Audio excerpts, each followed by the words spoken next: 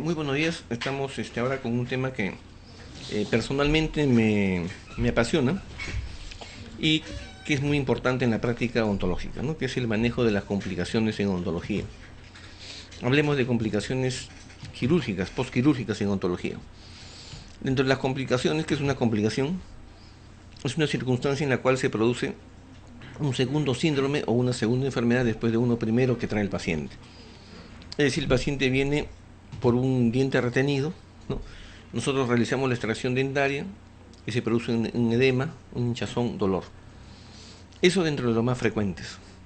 Pero en esta clase lo que queremos destacar son aquellas complicaciones que son menos frecuentes. Bizarras, como dice el término de complicaciones bizarras, bizarro significa raro, ¿no? Extraño. Es decir, algunas complicaciones que siendo comunes se presentan de manera inusual.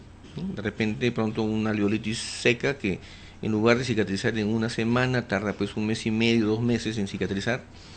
De pronto una fractura de aguja dental que ya no se ve en estos tiempos o cosas así, ¿no? Es decir, complicaciones que ya son fuera de lo normal y frente a las cuales nadie quisiera estar o muy pocos nos gustaría estar presentes. No digo muy poco porque quienes estamos dentro del campo de la docencia más bien son cosas que nos interesan, nos llama la atención y nos agrada a veces tener mayor experiencia, pero es muy desagradable pues que alguno de nosotros se nos fracture la aguja dental durante la cirugía o aún durante un tratamiento de operatoria dental, ¿no? O complicaciones como las que vamos a ver el día de hoy. Aquí, por ejemplo, estamos mostrando en primer lugar todas las complicaciones más frecuentes, pero estamos destacando aquellas que están de color amarillo, que son las que vamos a explicar el día de hoy. Las otras, las más comunes, las vamos a ver en otra clase cuando hablemos ya de complicaciones, de manejo del dolor, de la inflamación, que son temas más cotidianos en la práctica clínica, ¿no? En primer lugar, por ejemplo, lo que no nos gusta y a veces no sabemos cómo manejar son las dehiscencias y las necrosis del colgajo. Es decir, hacemos un colgajo, ¿no? Un colgajo vestibular o palatino, no igual, y de pronto el paciente viene al día siguiente o a máximo 2 días y nos dice: doctor, se me salió el hilo de sutura. La pregunta es: ¿se rompió el hilo de sutura o se produjo una necrosis de los bordes del colgajo que hicieron que los puntos de sutura salieran? Es eso lo que ha sucedido. Hacemos colgajos muy pequeños, vemos que al momento de suturar, ya han pasado algunos minutos, el tejido blando se retrae, ¿no? Como es natural. Nos falta tela, como se dice, para suturar y forzamos al tejido a una posición que no debemos y en ese momento el colgajo queda pegadito, queda unido a los bordes del lado contrario. Pero después de algunos minutos y horas, esa tensión va a producir isquemia. La isquemia se va a traducir o sea, la falta de irrigación se va a traducir en falta de vascularización de sangre y finalmente el tejido se va a necrosar. Entonces, de esa forma, se abren los bordes de la herida y eso se llama dehiscencia. Aquí, por ejemplo, ha ocurrido que después de la extracción de un canino en la zona del mentón, el edema excesivo, el hematoma que se produjo demasiada tensión en los bordes de la herida y se produjo en primer lugar una necrosis, que es lo que estamos viendo aquí, tejido muerto, y después una dehiscencia, es decir, una separación de los bordes. Aquí ya no vale la pena volver a suturar porque se va a volver a abrir. Lo que hay que tener cuidado más bien es que no se sobreinfecte la herida. Entonces, la peor complicación que ocurre en estos casos no es la necrosis ni tampoco lo desagradable que pueda ser la dehiscencia, porque eso la naturaleza lo va a cerrar en 5, 7, 8 días de manera espontánea. El problema es que al estar abierta la herida y al haber un hematoma en la parte interna, este va a ser pues el mejor caldo de cultivo que puedan encontrar las bacterias para producir una infección. Por eso es que cuando se produce una necrosis de este tipo y de esta magnitud, lo primero que tenemos que hacer es volver a anestesiar, retirar el colgajo y colocar una gasa con algún tipo de cemento para promover el cierre diferido de esta herida y medicar al paciente con grandes cantidades de antibióticos, ¿no? Aquí vemos, por ejemplo, otro caso, un canino en el mentón, acá vemos la herida. Aquí vemos al lado izquierdo la herida en el postoperatorio inmediato y hacia el lado derecho, en el lado derecho vemos el hematoma en el control del paciente a los 4 días, ¿no? Vemos que aquí se ha producido una necrosis, felizmente no se ha abierto la herida, pero ya es una llamada de atención para evitar que se produzca un hematoma en los próximos días. Otra complicación frecuente es la alveolitis, ¿no? existen dos variantes o dos nombres muy parecidos que nada tienen que ver unos entre sí, que son dos complicaciones post-exodoncia.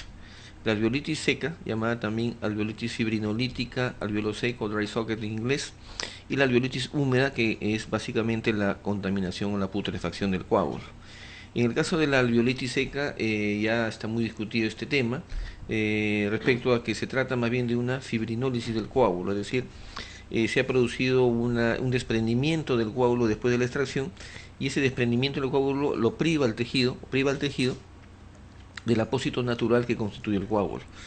Como sabemos, la costra se produce como un mecanismo de reparación en la piel. En la boca no existe costra. Lo que se produce es el relleno de cualquier cavidad con un coágulo, que después de algunas horas o días se va a producir el depósito de una sustancia, una proteína sobre la superficie que se llama fibrina, y finalmente la fibrina va a constituir la primera etapa en la regeneración, la reparación de ese tejido, ¿no? Entonces, cuando el paciente sufre una extracción dentaria, ¿no? Sufre no por dolor, sino sufrir de ser sometido a una extracción dentaria, y pierde el coágulo, obviamente las fibras nerviosas, las terminaciones nerviosas que se encuentran en la superficie del hueso que está expuesto, producen un dolor insoportable en el paciente. Entonces, el paciente viene a la consulta por dolor, ¿no? Y para la extracción de un remanente que ya no puede ser salvado o recuperado mediante una endodoncia, un tratamiento de rehabilitación. Hacemos la extracción dentaria y termina con un dolor peor, ¿no? Y este dolor más grave, más severo, es producido por la pérdida del coágulo que ha dejado expuesto el tejido óseo, ¿no? Y que si transcurren muchos días, posiblemente esto se vaya regenerando, se vaya reparando espontáneamente, sin embargo, a expensas del dolor del paciente, ¿no? Y a expensas también de la necrosis del tejido óseo que queda expuesto a la cavidad bucal. Aquí vemos un caso, un molar inferior que, independientemente de cuál sea la causa por la cual hicieron la extracción, el hecho concreto es que la extracción se hizo. Se produjo como consecuencia, entonces, a los pocos días, a los 2 días, una pérdida del coágulo, es decir, se produjo una alveolitis seca. Para el tratamiento de la alveolitis seca existen dos tratamientos históricos. Uno es el anestesiar, realizar un curetaje y provocar la formación del coágulo, lo cual no siempre ocurre, además de ser un tratamiento nuevamente invasivo. En cambio, la otra forma más conservadora consiste en aplicar, lavar, ¿no? la herida, no necesariamente aplicar anestesia, con una solución salina, secar la cavidad y luego colocar un apósito quirúrgico superficial, ¿no? Que selle la cavidad. Básicamente, que además de sellar la cavidad cumple otras funciones, ¿no? Como es sellar la cavidad, ser antiséptico, ser analgésico, ser promotor de la cicatrización y finalmente ser biodegradable, o sea, ser absorbible. Un apósito artificial, un apósito quirúrgico debe cumplir entonces esas 5 funciones, ¿no? Que repito, sellar la cavidad, ser analgésico, ser antiséptico, ser promotor de la cicatrización o cicatrizante, y la última es ser biodegradable. El único apósito que tiene esas 5 características o propiedades es el coágulo del paciente. Entonces, al perder el coágulo no existe ningún mecanismo artificial que cubra con tanta eficiencia y con tanta eficacia el rol que cumple el coágulo. Entonces, a este paciente, una vez que se le produjo la alveolitis seca, se le ocurrió al profesional lavar la cavidad, pero al momento de colocar el apósito, colocó el apósito demasiado profundo, hasta el ápice inclusive, de tal forma que esto produce una irritación de las paredes del alveolo, impide la regeneración del tejido, y en este caso particular, al haber utilizado equivocadamente el cemento de eugenato de zinc, colocó un material que no es absorbible y por lo tanto el material nunca se va a poder retirar. Al existir demasiado dolor, colocaron anestesia y trataron de retirar con la fresa lo más que pudieron del cemento y volvieron a colocar un cemento superficial. El dolor continuaba e hicieron después de algunos días el mismo procedimiento hasta llegar casi al nivel apical. Fue ahí donde conocimos a la paciente, una dama, una señorita de 35 años aproximadamente, a la cual clínicamente, como vemos aquí en la imagen, se muestra un alveolo dentario con una necrosis severa en el alveolo distal, una molar inferior, y el alveolo mesial que no presenta coágulo, ¿no? Todavía están los rastros de los puntos de sutura que fueron colocados. Entonces aquí había la alternativa de volver nuevamente a anestesiar y retirar el tejido, el material utilizado en el apósito, Y la otra posibilidad más práctica era la de, como ya existía, quedaba solamente un tercio apical del material, intentar producir el cierre de todo el resto del tejido y que bueno, que quedara el material como cuerpo extraño. La paciente, debido a su dolor, y aceptó este último tratamiento. Le colocamos una gasa con bálsamo, embebido en bálsamo del Perú, un excelente cicatrizante y también promotor de la cicatrización, que tiene propiedades antisépticas débiles, pero es un antiséptico también. Y fuimos cambiando la gasa cada 3 o 4 días durante una semana y media aproximadamente. En algún momento, a los 7 8 días aproximadamente, vino la consulta y se desprendió, ¿no?, el alveolo distal que se encontraba necrótico, lo cual fue muy bueno porque permitió que el tejido que no sirve para la reparación del tejido pueda ser eliminado como cuerpo extraño. Y después los controles posteriores permitieron comprobar primero que el alveolo distal se cerró por completo y el mesial estaba a punto de cerrarse, solamente faltaba sellar la cavidad, pero el tercio cervical. Y en esas circunstancias el paciente se pierde, desaparece y atribuimos pues de que ya estaba en una etapa final del tratamiento y no le molestaba, con lo cual pudimos darle solución a esta alveolitis seca tan rebelde. En este otro caso ocurrió también una situación similar, un paciente de 48 años de edad, varón en ese entonces, no sabía él que era portador de una diabetes mellitus tipo 2, después fue descubierta por una infección posterior, pero el hecho es que le colocaron con buen criterio un cemento superficial, pero habían pasado como 10, 12 días aproximadamente y la herida no cicatrizaba. Fue ahí cuando conocimos al paciente, vemos en primer lugar que no existe rastro de dientes, es decir, no hay fractura dentaria. Acá vemos el apósito de óxido de zinc eugenol que habían colocado con una gasa, pero en la parte interna vemos un fragmento de hueso totalmente opaco, ¿no?, totalmente expuesto a la cavidad bucal y necrótico en absoluto, ¿no? Procedimos a retirar el apósito, lavamos, limpiamos y colocamos una gasa embebida en bálsamo del Perú, igual que el caso anterior, cambiándolo cada 4 días durante el tiempo que fuera necesario. Ahora, ¿cuánto tiempo fue necesario? Pasaron aproximadamente 2 meses porque la cavidad no cerraba y un buen día este fragmento óseo que estuvo expuesto se desprendió, es decir, el organismo lo botó, lo eliminó como cuerpo extraño. Y al cabo de pocos días la cavidad terminó de cerrar aproximadamente a los 2 meses y medio. Entonces, esta es una complicación inusual, ¿no?, bizarra, llamémosla así. ¿Por qué? Porque debido a las condiciones sistémicas del paciente, la regeneración del alveolo dentario, el cierre de la cavidad, no se produjo al cabo de una semana o semana y media, sino después de 2 meses y medio, ¿no? Pero nosotros, si estamos seguros que lo estamos haciendo lo correcto, debemos insistir con el manejo de este tipo de sustancias hasta que se produzca, hasta que comprobemos que se ha cerrado por completo la cavidad. Otro problema es la alveolitis húmeda, ¿no?, que es una alveolitis ya infecciosa, como dice acá, ¿no? En este caso, el coágulo se infecta, se putrefacta por bacterias anaerobias, ¿no? Clínicamente no se distingue de una infección cualquiera, común y corriente.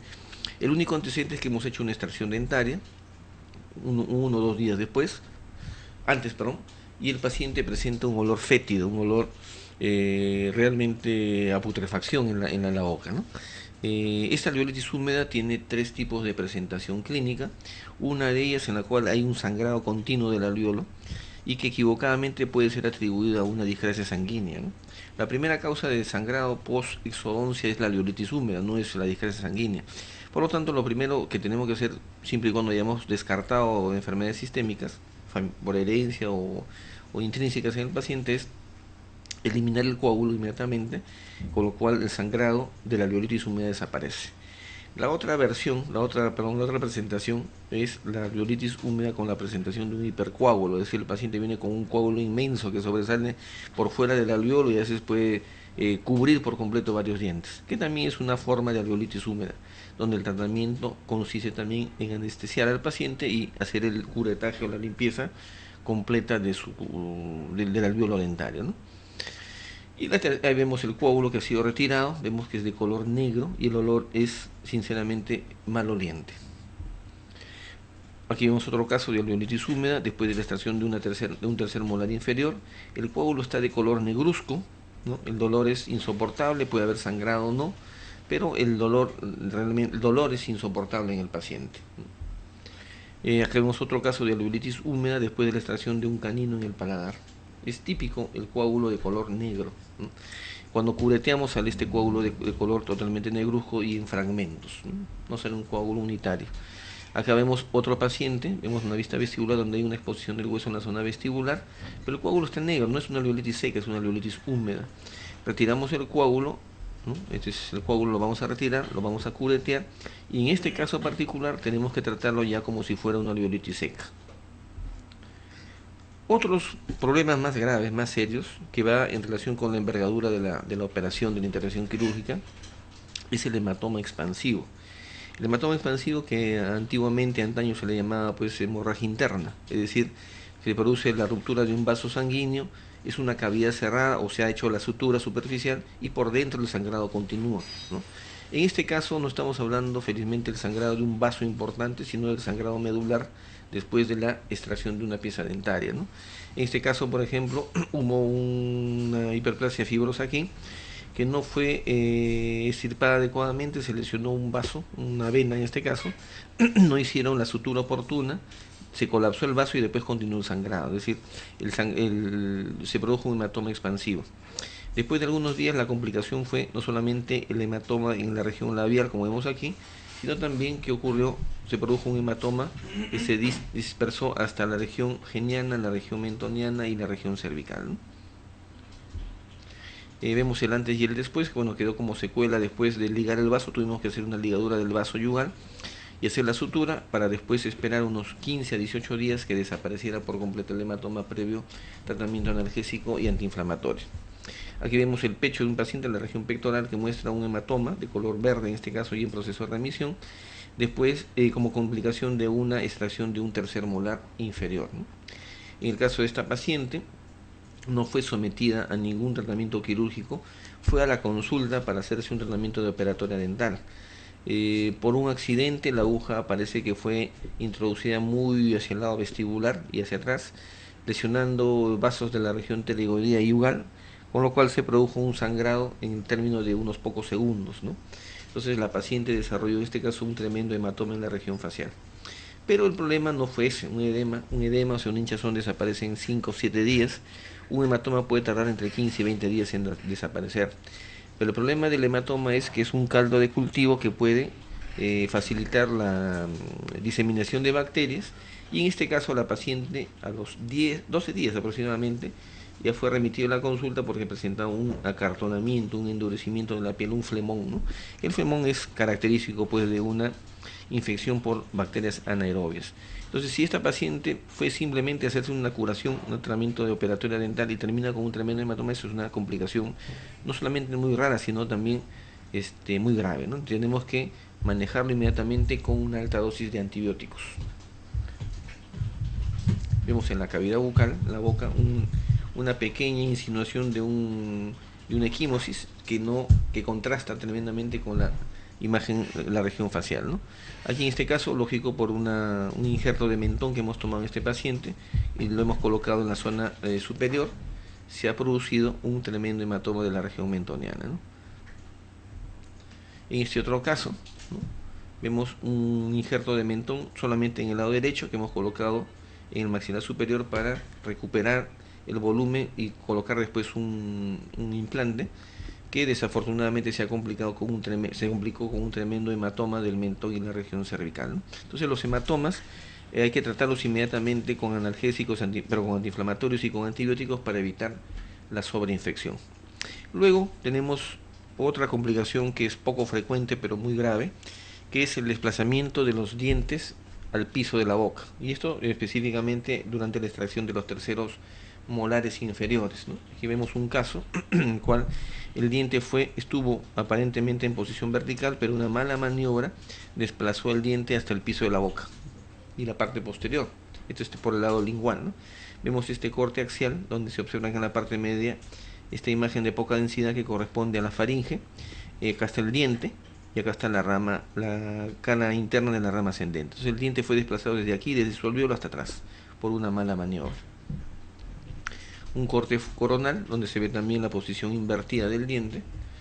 En este otro caso, este es otro paciente, vemos un remanente radicular aquí, pero esto no está por vestibular, esto está por lingual. Vamos a ver la tomografía aquí abajo, donde se observa que este es el lado lingual, ¿no? Acá vemos el lado lingual a nivel distal de la tercera molar, acá está la perforación y aquí se encuentra localizado el diente en el piso de la boca, ¿no? Acá está el diente extraído en este caso con una maniobra que fue realizada bajo anestesia local. Una de las cosas importantes cuando se produzca este accidente, que a cualquiera nos puede ocurrir, es que cuando hagamos la extracción de un tercer molar inferior y este por accidente es desplazado a través de la fractura de la tabla lingual y queda se pierde, ¿no? en la boca, el diente desaparece y es porque se ha ido hacia el lado lingual, al piso de la boca. Si no estamos preparados, no intentemos hacer la extracción en ese momento. Suturemos, seamos sinceros con el paciente y remitamos al paciente a un especialista, que es la persona indicada para extraer este tipo de cuerpos extraños. Caso contrario, si intentamos extraer este diente o este fragmento dentario con desesperación a través del alveolo, podemos producir lo que sucedió en el caso anterior, que el diente pueda ser desplazado hasta las cercanías de la misma faringe. Luego tenemos la lesión del nervio dentario inferior, ¿no? Como vemos aquí, la presión vascular que ha producido finalmente o ha inducido a que este diente se calcifique con una forma extraña. En este otro caso vemos el trayecto del conducto dentario aquí, ¿no? Se ve de distal a mesial. Y como en este caso vamos a observar que la cercanía del conducto dentario también puede ser más frecuente de lo que pensamos, ¿no? Aquí vemos un odontoma complejo. Vemos un tercer molar inferior que no pudo ser extraído y que fue remitido a nuestra universidad para su tratamiento, y ahí indicamos una radiografía, una tomografía computarizada, ¿no? Si retrocedemos la panorámica vemos que el diente aparece con una raíz mesial y una raíz distal, ¿no? En la tomografía, en este corte sagital, vemos también una raíz mesial y una raíz distal. En este otro corte, a la izquierda, vemos que el conducto dental inferior está discurriendo por la furca de este tercer molar inferior. Pero aquí ya no aparece una raíz vestibular una raíz mesial y distal, sino aparece una raíz lingual y una raíz vestibular. Aquí en el lado derecho, el odontoma con la corona del diente y aquí abajo el conducto dentario inferior. Entonces, ¿dónde estaba el conducto dentario inferior? Aquí, entre las raíces de los dientes, en la furca del tercer molar inferior. Y acá vemos la foto clínica cuando estamos aplicando anestesia. El colgajo nos muestra esta imagen más amarilla, ¿no? Que corresponde al odontoma, y la zona blanca que corresponde a la cara cruzal del tercer molar inferior, ¿no? Hemos hecho un colgajo vestibular. Extraemos el diente, el tercer molar, sin complicaciones. Felizmente no hubo complicaciones ni vasculares ni neurales. Y acá vemos el diente que fue extraído, ¿no? Que visto desde abajo, comprobamos que tenía 4 raíces. Aquí vemos el trayecto del conducto dentario inferior y acá vemos una vista vestibular donde está la huella precisamente que marcó el conducto dentario inferior a nivel de la furca de este diente. En este caso hubo suerte, ¿no? En que no hubo ningún tipo de complicación. Pero en este otro caso, esta paciente se presenta con este tercer molar inferior con pericoronitis. Nos pide a gritos que le hagamos la extracción, pero en la panorámica observamos que el conducto dentario inferior se superpone y ¿no? se superpone con la raíz del diente. Le indicamos entonces una tomografía computarizada porque era sospechosa, muy sospechosa la muela de estar en contacto íntimo con el conducto dentario inferior. Aquí se ve un corte que está exactamente en la mitad del molar, ¿no? Y donde se ve que el conducto discurre aparentemente entre las raíces o por dentro de la raíz del tercer molar. Y aquí en este corte coronal, es decir, como que vemos el diente de frente, vemos la raíz vestibular y la raíz lingual en forma de tenaza, y en la parte central un conducto que corresponde a uno de los conductos dentarios inferiores, ¿no? Esta paciente tenía en realidad 2 conductos dentarios inferiores, uno superior y uno inferior. El superior queda penetrado por esta rama que ocasionó finalmente una parestesia en la paciente, y una inferior que la vimos clínicamente que no pudo ser fotografiada, que corresponde al conducto dentario inferior, ¿no? Esta radiografía no corresponde a este paciente, pero nos muestra otro caso de conducto doble, ¿no? Los casos de conducto doble que cada vez son más frecuentes, no porque hayan aumentado, sino porque la tomografía nos permite identificarlos cada vez con mayor facilidad. Entonces, en este caso la paciente ha quedado, hasta el momento son casi 3 años de seguimiento, con una parestesia del labio inferior. Creo que finalmente, si este es el último grupo de complicaciones extrañas, poco frecuentes y que personalmente pensé que nunca más iba a ver en mi vida, ¿no? En nuestra época de estudiante, hace 28, 30 años, utilizábamos agujas que no eran descartables. Las agujas descartables en el Perú y en muchos países se ha venido utilizando con fuerza como una norma, recién desde la década de los años 80, ¿no? A raíz de la fiebre rosa, que fue mal llamada la infección por VIH. En aquel entonces la fiebre rosa nos preocupó más de lo normal y nos hizo ver la necesidad de usar guantes para prever contaminaciones cruzadas. También comenzamos a tomar mayor en cuenta, con mayor perspicacia, el uso de agujas dentales descartables y todo lo que era descartables, sin darnos cuenta que más peligroso ha sido siempre la infección por hepatitis B más que el VIH, ¿no? Sin embargo, a partir de esa década comenzamos a utilizar las agujas descartables. Cuando aparecen las agujas descartables ya como una norma internacional incluso, entendemos que al ser descartable es muy rara la posibilidad, muy difícil la posibilidad que la aguja se rompa, menos aún que se rompa dentro de la boca del paciente. Sin embargo, existen casos y casos, ¿no?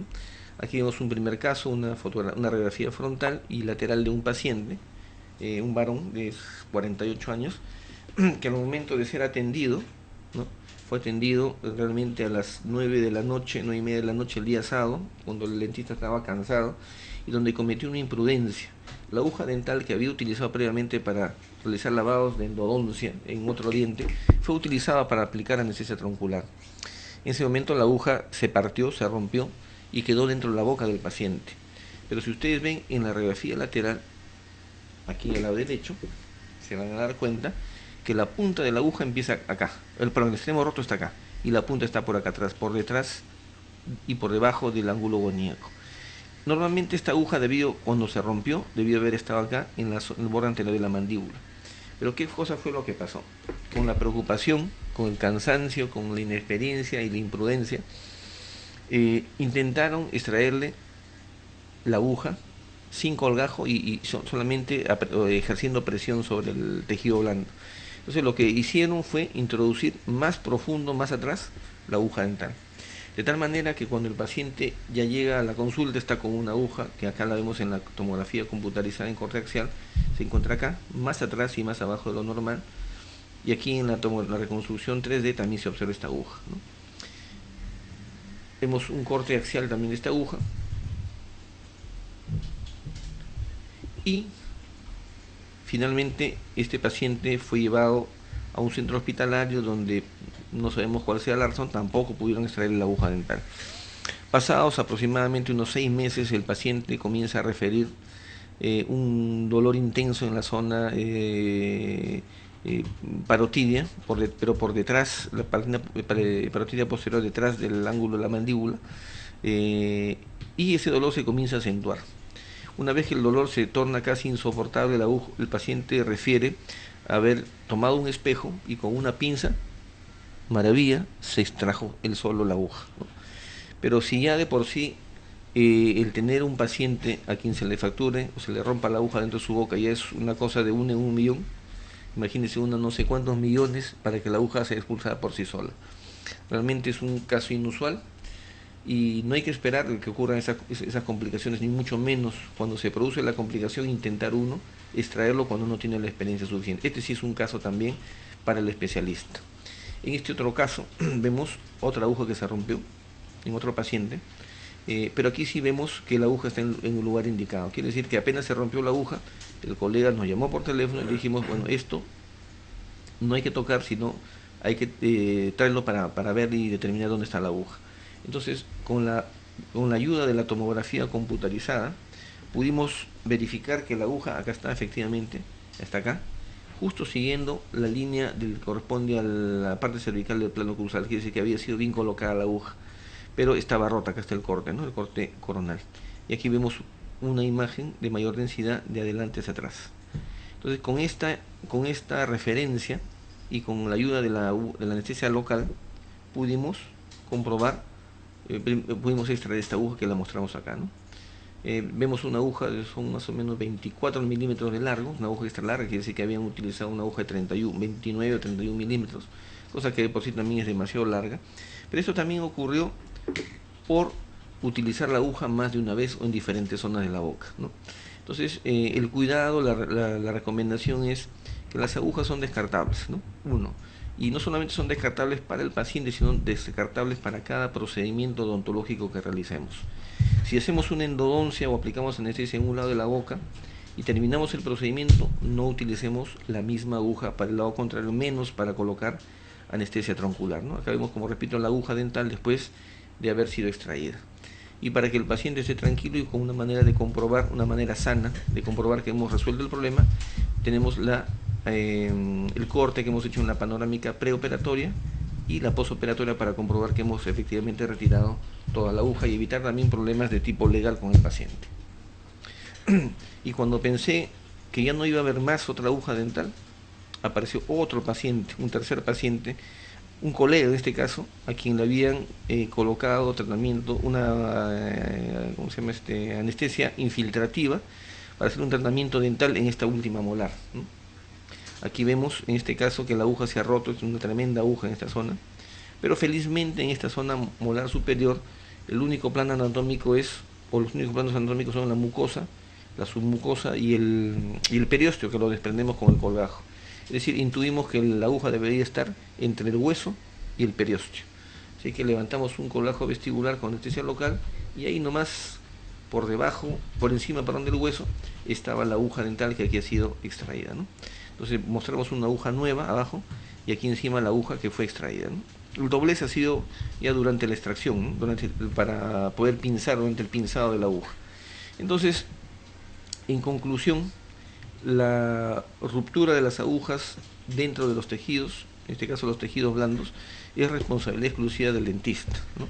Y esto ocurre generalmente, como repito, porque reutilizamos la aguja más de una vez o en más de un procedimiento en nuestro paciente. Y un par de complicaciones postquirúrgicas en implantología, ¿no? Bueno, esto más que complicación ya es un error o un horror, pero esto se produjo porque en primer lugar, durante la colocación de los implantes, estos fueron colocados sin el estudio tomográfico previo, ¿no? En primer lugar. El segundo, que al encontrarse con un hueso demasiado pequeño, insistieron en colocar el implante en ese lugar. En este caso vemos dos implantes perfectamente osintegrados en la zona posterior, ¿no?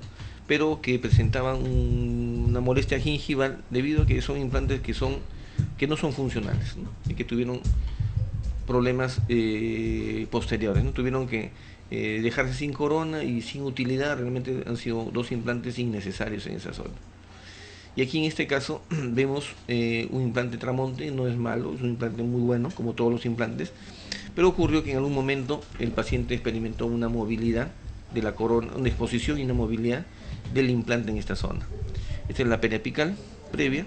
Decidimos entonces extraer el implante, y cuando se pierde el implante se pierde hueso. Así es que preparamos en este caso al paciente para colocarle un injerto. Hicimos la incisión en la zona del mentón, acá se ve el implante que se está moviendo. Tomamos un injerto del mentón, ¿no? Para colocarle en la axila superior una vez que retiremos el implante. Y cuando procedimos a retirar el implante, encontramos que no se había movido el implante, sino se había roto, no se había fracturado el implante en la parte media. Así es que tuvimos que levantar simplemente un colgajo, ya está preparado todo. Vemos que el implante ha sido osintegrado perfectamente, pero hemos tenido que hacer una osteotomía para descubrirlo y extraerlo, ¿no? Acá vemos el lecho quirúrgico y después le colocamos el mismo implante que el mismo injerto que habíamos tomado del mentón minutos atrás. Este es el implante roto en este caso. Esto ya lo hemos visto, es una fractura, pero una penetración accidental de un implante dentro del seno maxilar. Entonces, en conclusión, ¿no? En general, lo que tenemos que hacer es evitar la sobreinfección de las heridas postoperatorias. Para esto necesitamos traumatizar lo menos posible al paciente, que el tiempo operatorio sea el correcto, que usemos instrumentos o instrumentales adecuados, ¿no? Para evitar justamente el lesionar innecesariamente al paciente durante la cirugía. Tenemos que hacer una evaluación radiográfica o tomográfica previa, ¿no? Y en algunos casos complementaria cuando ocurre alguna complicación, ¿no? Y en cirugía, como siempre hemos dicho, no existe el caso fácil, cualquier paciente puede ser potencialmente complicable. Entonces, esperamos que con estas recomendaciones, ¿no? Estas estas indicaciones, podamos seguir trabajando en esta profesión tan hermosa en la que desafortunadamente a veces puede ser ingrata y podemos tener complicaciones, pero tenemos que, una de dos, o saberlas solucionar en el momento o saberlas transferir oportunamente al especialista.